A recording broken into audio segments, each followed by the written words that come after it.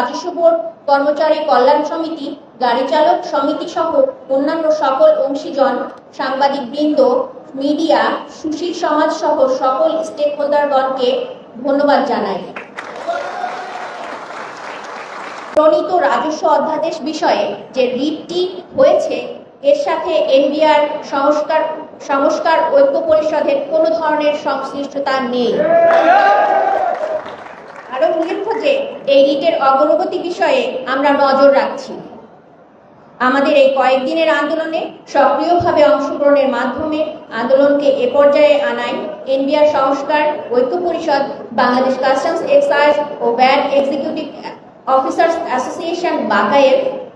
ministerial association বাকায়েম, Bangladesh customs excise ও VAT তৃতীয় শ্রেণী কর্মচারী সমিতি বাকাস, বাংলাদেশ ট্যাক্সেস ইন্সপেক্টর্স অ্যাসোসিয়েশন,